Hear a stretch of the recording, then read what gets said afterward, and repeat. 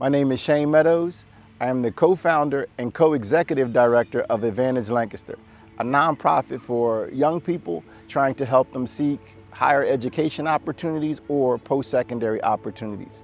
The past year and a half, the COVID-19 epidemic has affected our organization specifically in just ways in which we mentor and connect with young people. It is very hard, extremely hard, to make connections with young people through Zoom. And so I would say probably the hardest thing to do through this epidemic is creating new relationships, building on bonds that we had in the past, just being able to touch your students, give them a hug or a high five, or just sharing meaningful experiences in person. And so we lost out on 18 months or 19 months of being able to share each other's stories, give each other hugs, laugh, smile, and basically have in-person programming. Advantage Lancaster's relationship with Dr. Hamlin is a personal relationship first. So Sharice and I, we are both founders of nonprofits that are run by African American and founded by African American people. So we connect at a certain level through that. So we talk to each other about advice on how can we collaborate, or even, what are some pitfalls in the nonprofit world that we should be aware of, or what are some grant opportunities that we should be aware of. There'll be opportunities for Advantage Lancaster students to work for Patients Are Waiting. So as an educator for 20-some plus years, I work with children. I'm a 6th grade teacher as well as a nonprofit co-founder.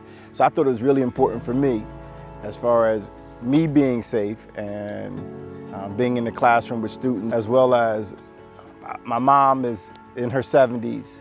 I just lost my dad, and I just felt like I wanted to hug my mom. And like I said on a Zoom call, you can't hug your mom on a Zoom call.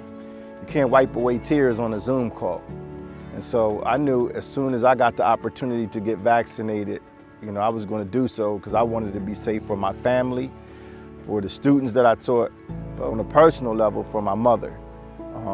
I wanted to be able to be with my family, and it was a no-brainer for me in that aspect. As far as the pandemic affecting communities of color, anytime you have extreme situations like a pandemic, not like we have these all the time, but it's always going to affect communities of colors or those underrepresented in life even more than other communities. And so I would read in the paper or see on the news the numbers and the disproportionate rates of how it was affecting people of color. And so I thought it was very important for me to do my part in making sure that I was safe and making sure that people in my family could be safe.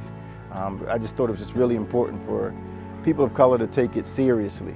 I'm very optimistic when I look at what Patients Are Waiting is doing. I mean, they're mobilizing. I mean, every weekend you see them offering the vaccine to people. And I'm not sure what the turnout is, but they're not stopping. And so that gives me hope that, there are people out there that are continuing to fight and, get that message out that the virus is real. And if you want to be safe, this is an option for you. So I'm very optimistic as far as I do know that there are healthcare workers and there are people that are, still fighting the fight, as far as making sure that the right information and the vaccine is getting out to people who may be reluctant, who may have some hesitancy.